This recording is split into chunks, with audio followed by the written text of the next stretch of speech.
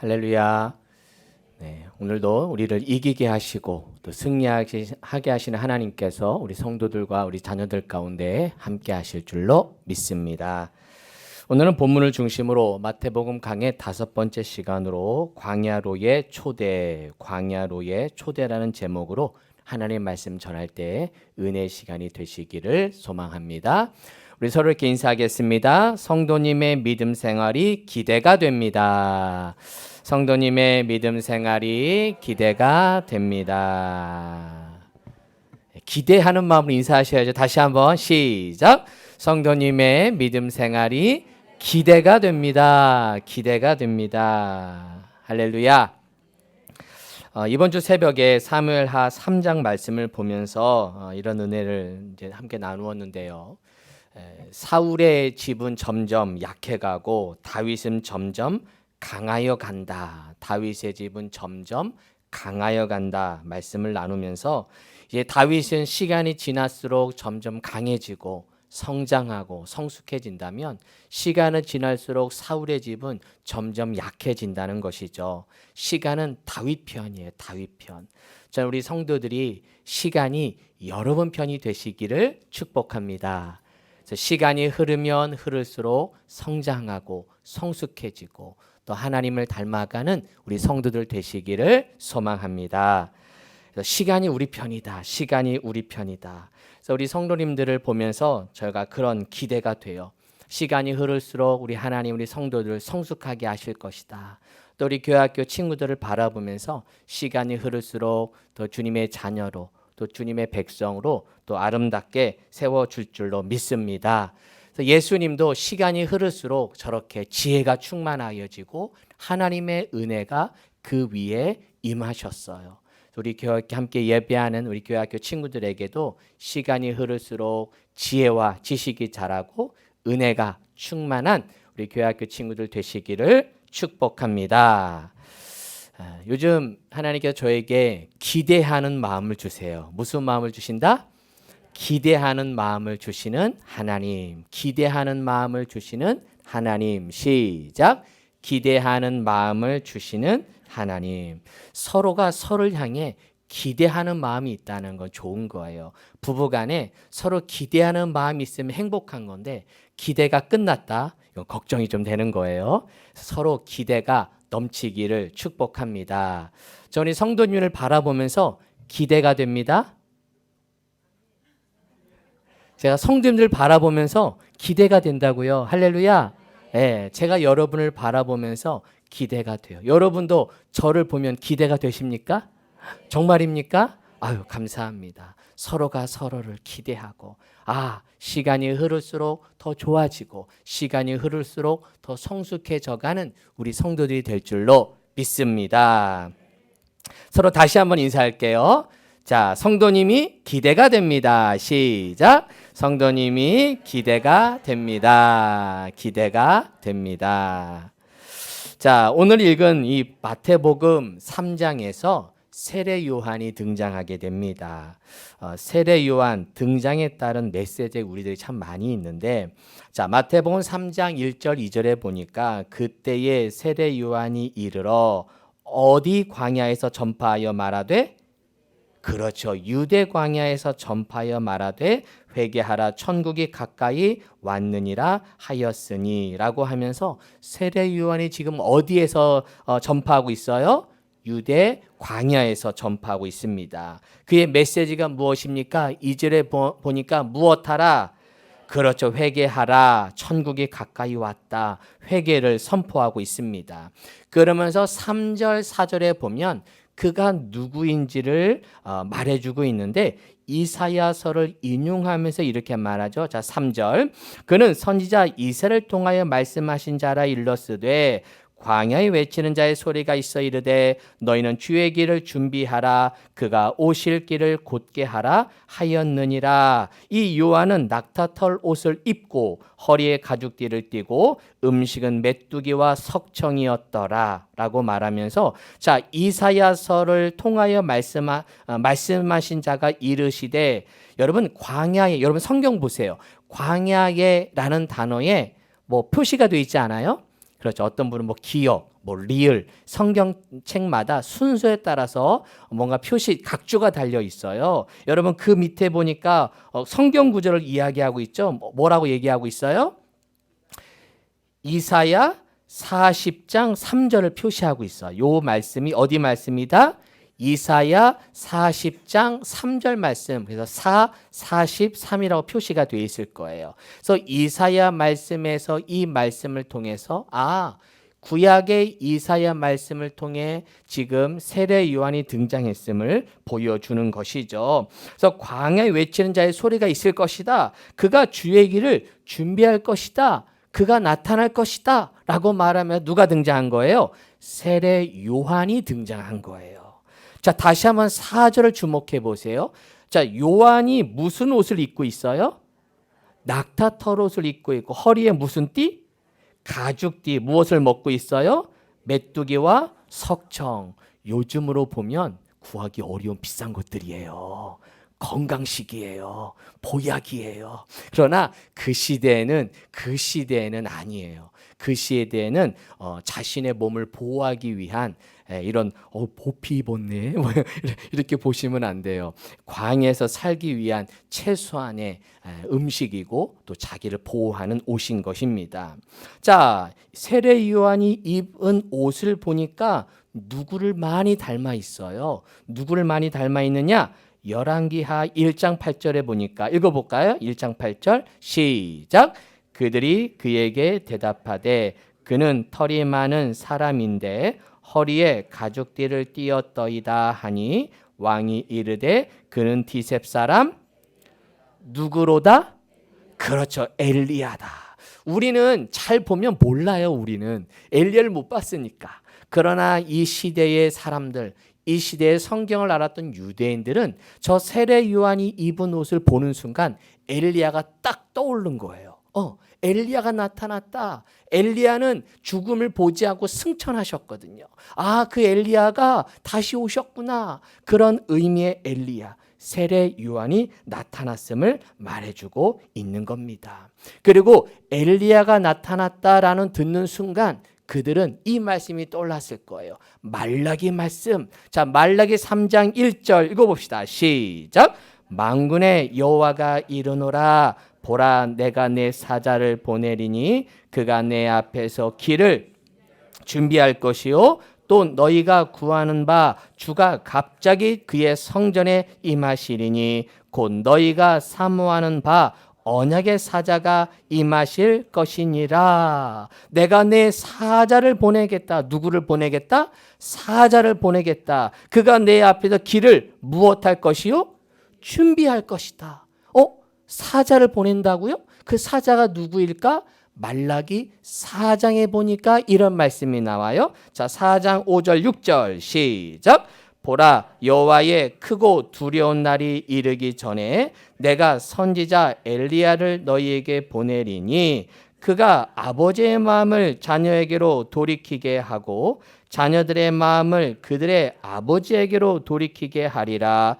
돌이키지 아니하면 두렵건대 내가 와서 저주로 그 땅을 칠까 하노라 하시니라. 여기 보니까 선지자 엘리야를 보내겠다. 여기서 엘리야가 누구라는 거예요?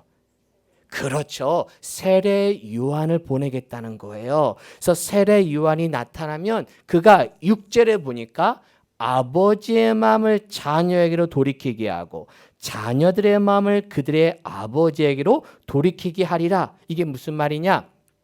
여기서 말하는 아버지, 자녀, 우리들이 말하는 우리 아버지, 자녀 그 말이 아니에요. 여기서 말하는 아버지의 마음은 그들의 선조의 믿음의 첫 신앙, 아브라함이 가졌던 그 믿음의 첫 마음, 그 마음이 자녀에게로 돌아오고 하나가 되고 자녀도 아버지와 그 첫 믿음, 첫 신앙이 회복될 것이다, 돌아올 것이다, 회개하여서 다시금 첫사랑을 순수한 신앙을 회복할 것이다 라는 말씀인 것입니다. 그러면서 그가 오게 되면 마지막 말씀처럼 돌이키지 아니하면, 회개하지 아니하면 결국은 저주로 그 땅을 칠까 하노라. 회개하라 라는 것이죠. 돌이켜라 라는 것이에요. 그래서 세례 요한이 선포가 바로 뭐다? 무엇하라? 회개하라인 거예요. 회개하라, 천국이 가까이 왔느니라 하였으니. 이 말씀은 예수님의 첫 번째 말씀하고도 동일해요. 마태복음 4장 17절 읽어볼까요? 이때부터 시작. 이때부터 예수께서 비로소 전파하여 이르시되 회개하라, 천국이 가까이 왔느니라 하시더라. 예수님의 말씀, 세례 요한의 첫 번째 메시지가 무엇하라? 회개하라인 거예요. 그래서 세례 요한의 등장을 통해 구약과 신약이 연결이 되는 거예요.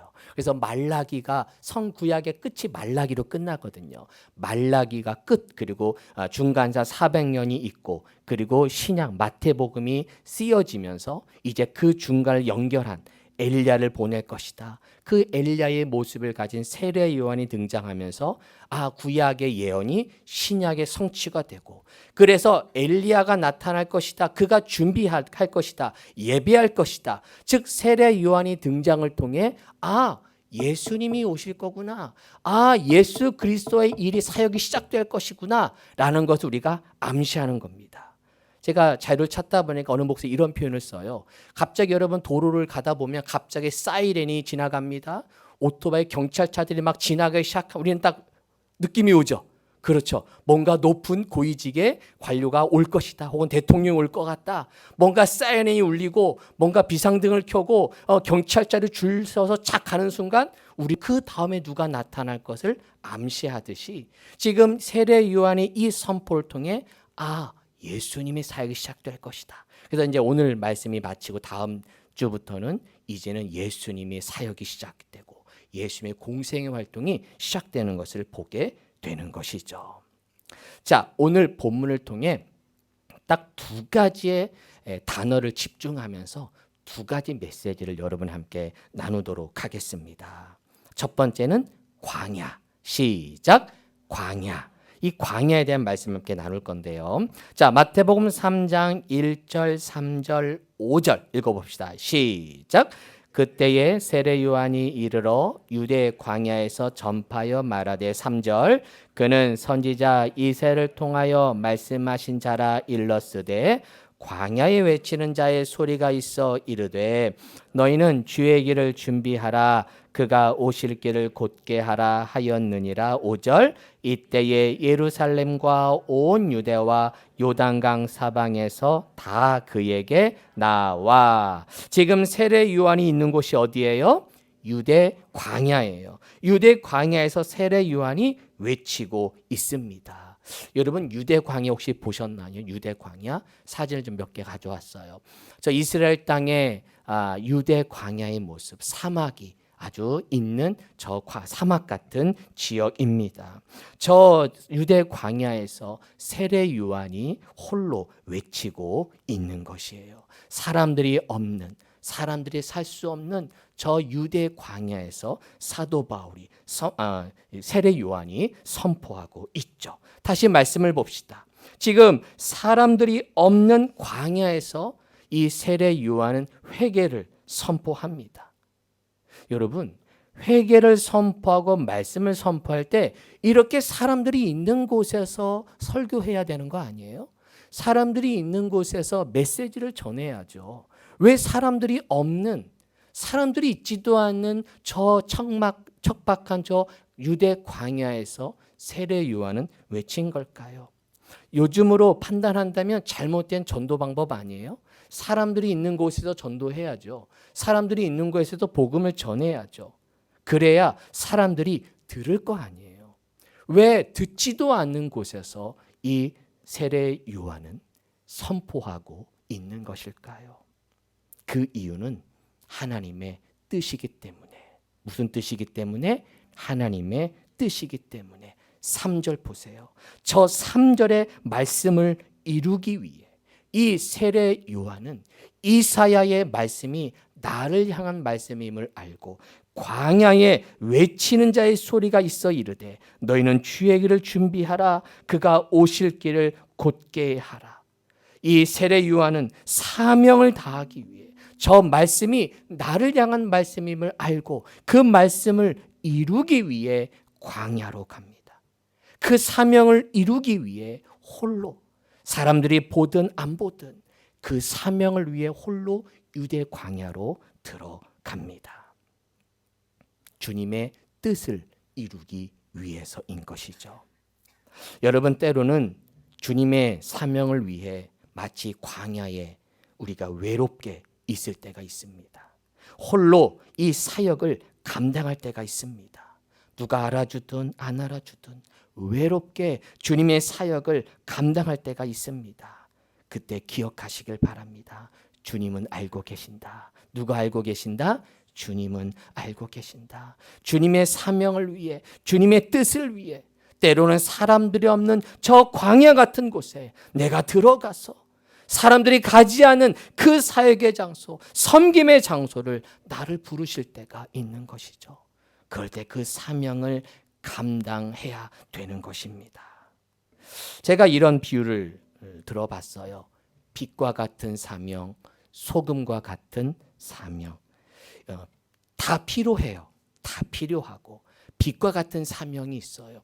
어쩔 수 없이 사역하다 보면 그냥 드러나는 사역들이 있어요. 일부러 드러내려는 게 아니라 그냥 그 사역 자체가 드러나는 사역이 있어요. 반면에 드러나지 않는 사역들도 있어요. 소금 같은 사역인 것이죠.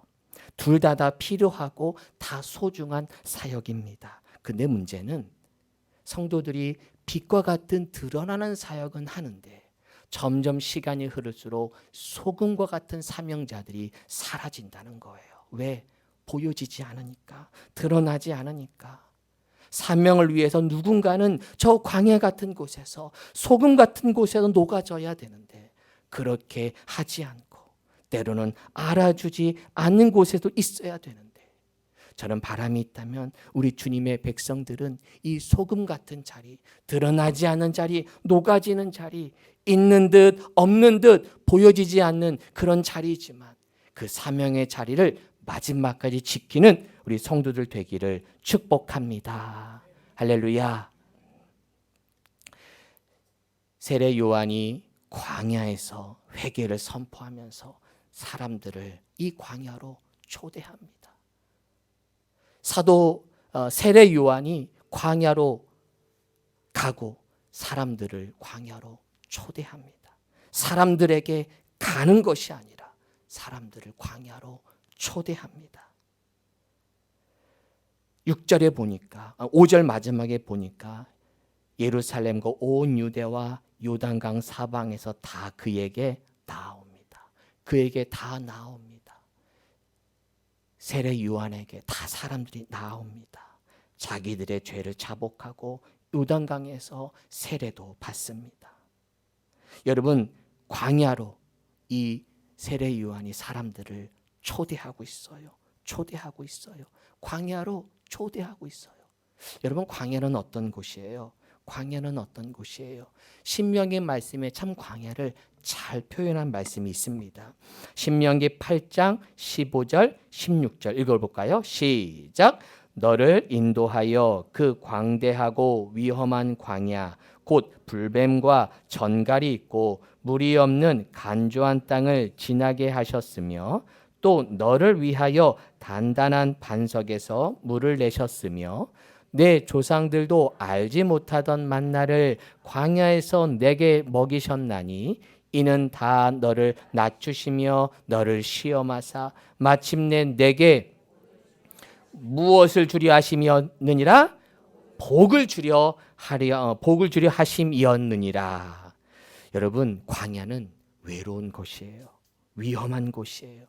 불뱀과 전갈이 있는 곳, 물이 없는 간조한 땅, 쉬운 말로 건조한 땅, 물이 없는 땅이에요. 이곳으로 사람들을 초대하고 있어요. 초대하고 있어요.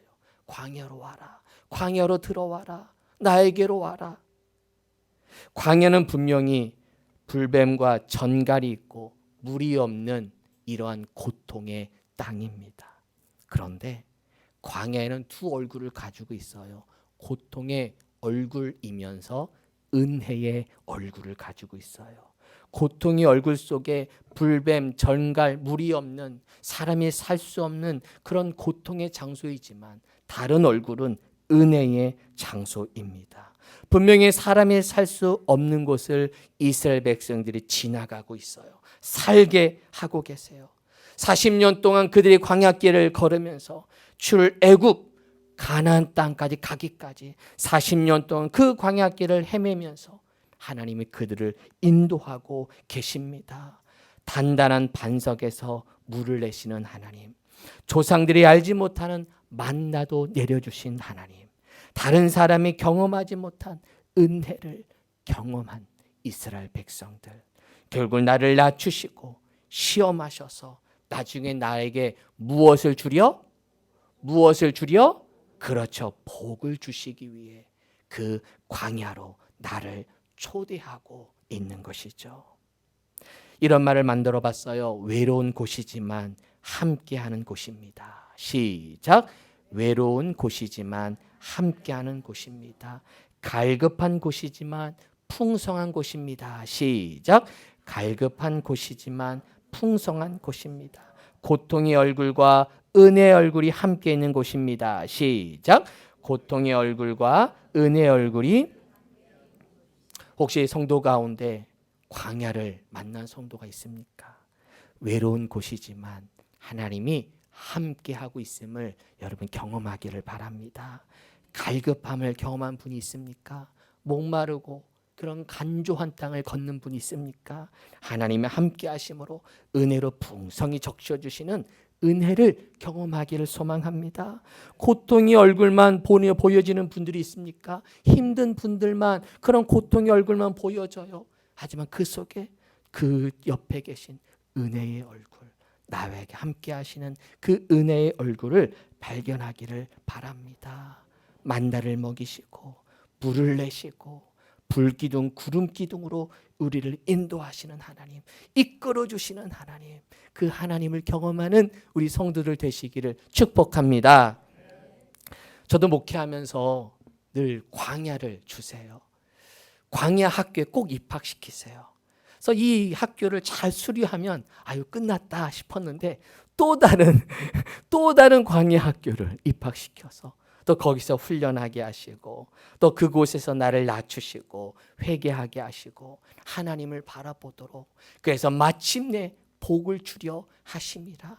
광야를 통해 날마다 나를 낮추시는 하나님. 제가 우리 성도들을 바라보니까 몇몇 광야 학교에 입학하신 분들이 계세요. 축하드립니다.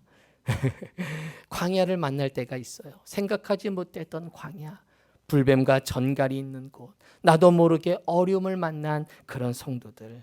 그러나 두려워하지 맙시다. 이 광야 학교를 수료하고 나면, 이기고 나면 복을 주려 하심이라. 마지막에 복이 임할 줄로 믿습니다. 복을 주실 줄로 믿습니다. 또한 우리로 하여금 넉넉히 이기게 하시는 하나님, 넉넉히 이기게 하시는 하나님이 저와 여러분의 하나님이 되시기를 소망합니다. 그러나 시작. 그러나 이 모든 일에 우리를 사랑하시는 이로 말미암아 우리가 어떻게 그렇게 더 작게 하면 돼. 어떻게 넉넉히 이기느니라. 할렐루야. 넉넉히 이길 줄로 믿습니다. 할렐루야. 광야 학교에서 넉넉히 이겨서 승리함으로 날마다 하나님께 영광 돌리기를 축복합니다. 자, 두 번째, 첫 번째는 광야라면 두 번째는 회개라는 단어예요. 회개. 자, 마태복음 3장 2절에 보니까 이 세례 요한이 회개하라 천국이 가까이 왔느니라 하였으니 회개하라라고 선포합니다. 여러분, 세례 요한의 설교를 한번 들어보세요. 단순해요. 그렇죠? 뭐 하라? 회개하라. 뭐가 가까이 왔다? 천국이 가까이 왔다. 설교 끝. 할렐루야, 아멘 하고 얼른 돌아가실 거죠. 목사님 설교 왜 이렇게 길어요? 세례 요한 모시면 아주 좋을 것 같은데. 그런데 이 세례 요한의 이 설교는 단순해요. 회개하라. 세례 요한의 설교와 현대 설교를 돌아봅니다.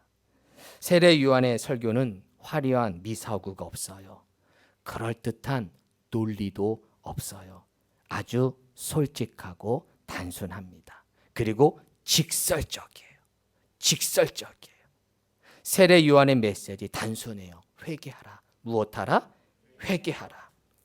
저는 이 회개하라의 말씀이 여러분도 듣고 저도 이 말씀을 들어야 합니다. 현대 기독교는 어쩌면 성경에 말하는 기독교와는 많이 변질되었는지도 모르겠습니다. 이 회개라는 단어는 헬라어 두 단어의 합성어인데요. 다르다라는 뜻의 메타와 생각이라는 뜻의 노에오에 합쳐진 말로 생각을 다르게 하다, 생각을 다르게 하다 혹은 생각을 바꾸다의 의미가 담겨져 있어요. 회개는 어떤 사건에 대해 내가 후회하는 것이 아니라 그냥 단순히 후회하는 것이 아니라 내 생각을 바꾸고 내 행동까지 바꾸는 것이 회개입니다.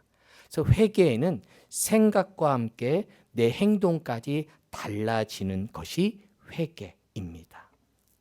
그래서 이 세례 요한이 회개를 선포할 때 바리새인과 사두개인이 찾아옵니다. 그러니까 세례 요한이 과감히 이들을 향해 이렇게 외쳐요. 자, 7절에서 9절 말씀. 7절에서 9절 말씀. 제가 읽어 드릴게요. 요한이 많은 바리새인들과 사두개인들이 세례 베푸는 대로 오는 것을 보고 이르시되 독사의 자식들아 누가 너희를 가르쳐 임박한 진노를 피하라 하더냐. 그러므로 회개에 합당한 열매를 맺고 속으로 아브라함이 우리 조상이라고 생각하지 말라. 내가 너에게 이르노니 하나님이 능히 이 돌들로도 아브라함의 자손이 되게 하시리라 라고 하면서 바리새인과 사두개인을 향하여 누구의 자식들아? 이런 말을 또 써요. 이렇게 설교했다가는 큰일 나죠. 큰일 나죠. 세례 요한은 이 바리새인 사두개인을 향해서 독사의 자식들아. 왜 이렇게 강하게 선포한 것일까요? 왜 이들에게 이렇게 강한 메시지를 전한 것일까요? 그들이 왜 세례 베푸는 대로 왜 옵니까? 세례 받으려고요? 회개하려고요? 아니에요. 그들이 바로 세례 요한에게 온 것은 흠을 찾기 위해서 그리고 허점을 찾아서 고발하려고 온 겁니다. 회개하고 돌이키려고 오는 것이 아니라 세례 요한을 공격하기 위해 온 것이죠. 그러자 그들을 향해 독사의 자식들아라고 하면서 강한 메시지, 직설적인 메시지를 전하고 있는 것이죠. 왜? 회개하지 않기 때문에, 돌이키지 않기 때문에, 아무리 잘못을 지적해도 인정하지 않기 때문에 변화되지 않아요. 달라지지 않아요. 회개에 합당한 열매를 맺지 않아요. 뭔가 얘기를 하면 9절 말씀처럼 속으로 어떻게? 속으로 생각해요. 메시지를 전하면 속으로 생각해요. 아브라함이 우리 조상이라고 생각해요. 이 말이 뭐예요? 아브라함이 우리 조상이야. 쉬운 말로 나 구원받았어. 나 주의 백성이야. 나 교회 성도야. 나 집사, 권사, 장로야. 나 우리 교회 중직자야. 라고 생각하면서 끊임없이 빠져나갈 핑계를 찾아요. 아무리 설교를 해도 달라지지 않아요. 설교를 들어도 회개하지 않아요. 생각을 바꾸지 않아요. 아니요. 교회는 와 있는데 설교를 듣지 않아요. 듣지 않아요.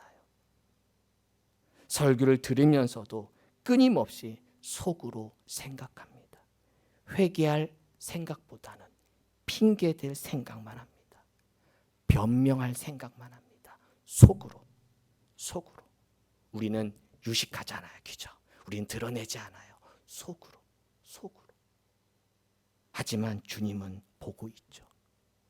설교가 내 생각과 같으면 아멘 하지만 설교가 내 생각과 틀리면 노멘 합니다. 설교를 들으면서 내 생각을 바꾸고 행동을 바꿀 생각보다는 목사님 저 해석이 좀 다른데요. 제가 배운 것과 좀 다른데요. 이렇게 해석하셔야 되는 거 아니에요? 하면서 설교를 평가하고 있는 우리들의 모습, 회개하지 않는 우리들의 모습, 달라지지 않는 우리들의 모습이 보여지지 않습니까? 저도 설교 들을 기회가 많이 없어요. 근데 제가 유일하게 설교 들을 수 있는 시간이 교육자 회의, 우리 지방 목사님들끼리 우리 지방 성동 광진지방 원래는 작년까지는 한 달에 한 번씩 매 한 달에 한 번씩 돌아가면 교회에 모여서 그 교회 교육자 회의, 그 교회 목사님이 설교하시고 그 한 달 동안 있었던 지방의 행사들 같이 보고받고 그리고 이제 했는데 올해부터는 두 달에 한 번씩 모이는데 그때마다 그 목사님의 설교를 들어요. 전에는 제가 이제 부목사 시절에는 교육제를 잘 가지 못했어요. 근데 담임이 되면서부터는 웬만하면 교육제는 꼭 참석합니다. 그리고 제가 처음에 여기 부임하면서부터 성동 광진지방 첫 교육자회부터 제가 결단한 게 있어요.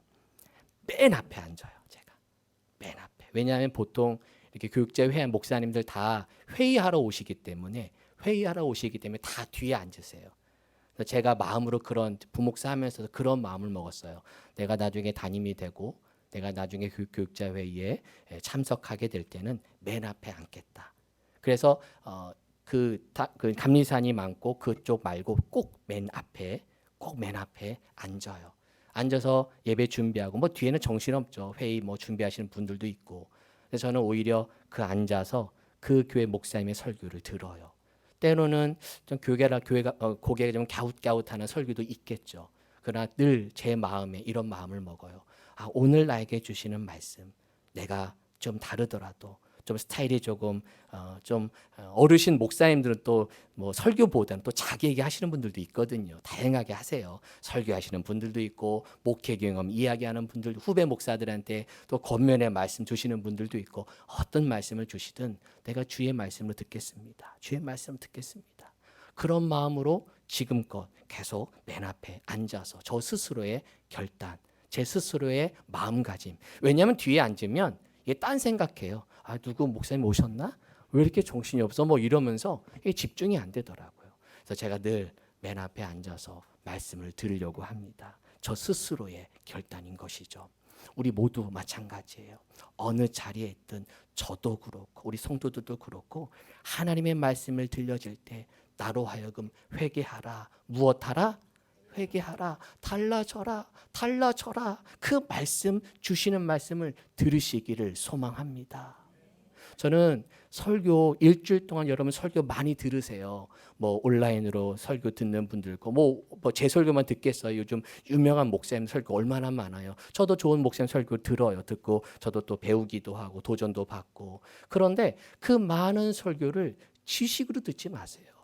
저는 우리 성도들이 많은 설교가 있지만 한 가지만 달라졌으면 좋겠어요. 몇 가지?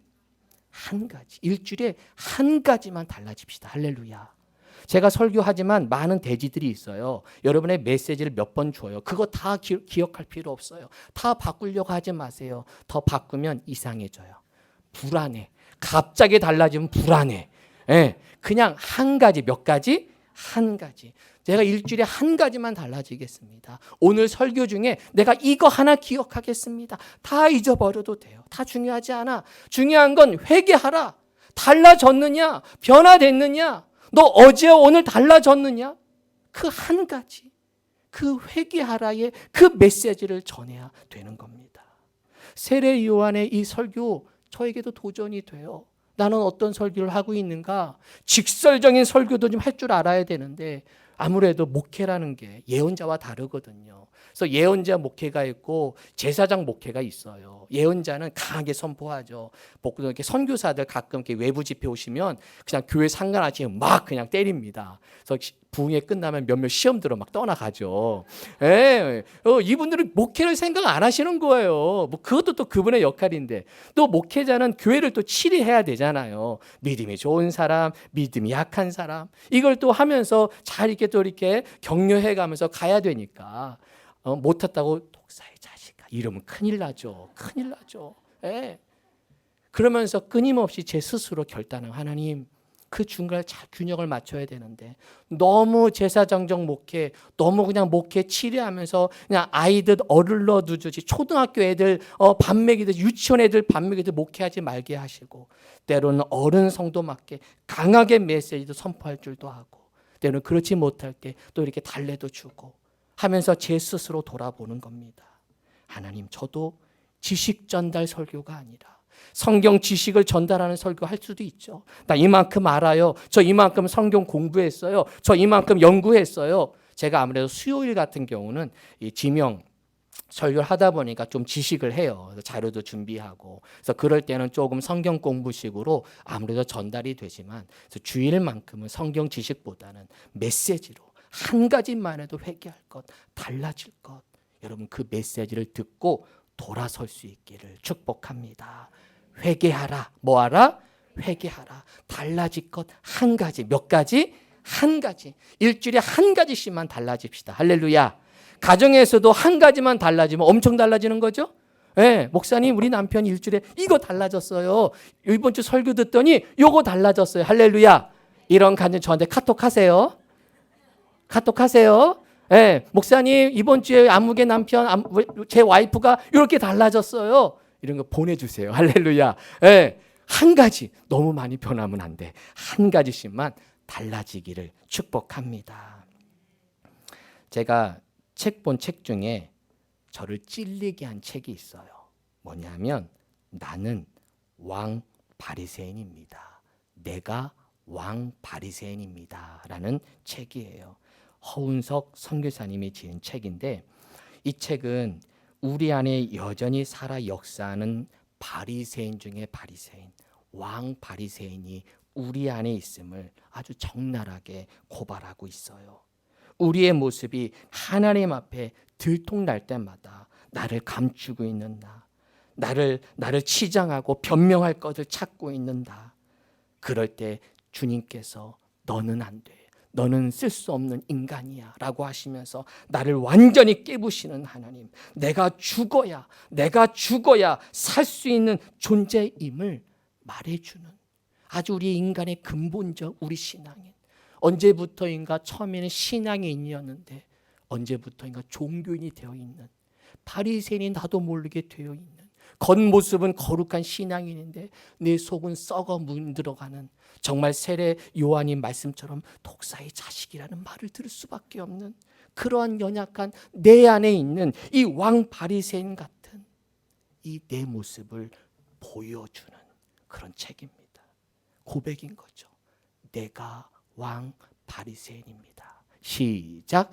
내가 왕 바리새인입니다. 여러분 말씀이 임하면 은혜가 임하면 내가 얼마나 바리새인임을 알아요.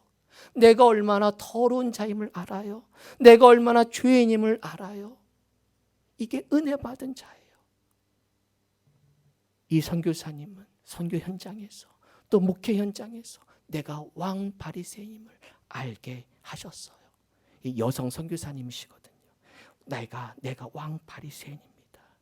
언제부터인가 하나님보다 높아져 있는 나, 말씀 앞에 회개하지 않고 변명하고 있는 나, 이 사람이 바로 왕 바리새인 아닐까요? 사랑하는 성도 여러분, 오늘 설교 중에 두 가지 단어를 기억합시다. 광야, 회개. 시작. 광야, 회개. 하나님 세례 요한이 우리를 광야로 초대합니다. 광야로 초대합니다. 왜 나를 광야로 초대할까? 왜 저 위험한 곳에 나를 초대할까? 나는 광야 싫어요. 나는 안전지대에 있고 싶어요. 나는 세이프존에 있고 싶어요. 그러나 주님은 나로 하여금 그곳을 떠나 광야로 이끄세요. 고통 있는 곳으로 이끄세요. 불안한 곳으로 이끄세요. 불안해. 내 삶이 불안해. 그 불안한 곳으로 이끄세요. 왜? 그 불안한 곳이지만 고통이 있는 곳이지만 그곳에 하나님이 함께 하심을 믿습니다. 고통의 곳이지만 은혜의 곳이에요. 광야의 두 얼굴, 고통의 얼굴이면서 은혜의 얼굴. 혼자 있는 것 같은데 함께 있는 곳, 갈급한 것 같은데 풍성한 곳이 이 광야인 것입니다. 이 광야 속에 하나님을 만나기를 축복합니다. 광야 가운데 걸어가는 성도들, 하나님이 함께하고 있고 넉넉히 이기게 하시는 하나님을 만날 줄로 믿습니다. 회개를 기억합시다. 오늘 내가 달라질 것, 오늘 내가 변화될 것, 내가 오늘 결단할 것, 오늘 내가 무엇이 달라질 것인가, 내 생각을 무엇을 바꿀 것인가, 끊임없이 나를 돌아보며 주님 말씀 앞에 서는 저와 우리 성도들 그리고 우리 교회학교 친구들 되시기를 주님의 이름으로 축원합니다. 아멘. 기도하겠습니다. 하나님, 회개에 합당한 열매를 맺으라 라고 말씀합니다. 우리는 이렇게 회개하지 못하는 사람입니다. 성령님, 예배 때마다 우리 안에 오셔서 회개하지 않는 나, 달라지지 않는 나, 변화되는 걸 거부하는 나, 변명하고 핑계대는 나를 주님 굴복시켜 주셔서 성령님으로 말미암아 회개하게 하고 돌아서게 하고 달라지게 하고 변화되는 우리 모두가 될 수 있도록 인도하여 주옵소서. 오늘도 나로 하여금 변화되기를 원하시는 하나님, 나에게 기대가 있기에 나를 기대하시기에 오늘도 나에게 말씀하십니다. 주님, 나를 포기하지 마시고 우리 성도 한 분 한 분 포기하지 마시고 기대하셔서 변화시켜 주시고 달라지게 하여 주셔서 우리 교회를 넘어 이 시대에 쓰임받는 주의 백성들, 주의 자녀들 다 되게 하여 주옵소서. 예수님의 이름으로 기도하옵나이다. 아멘.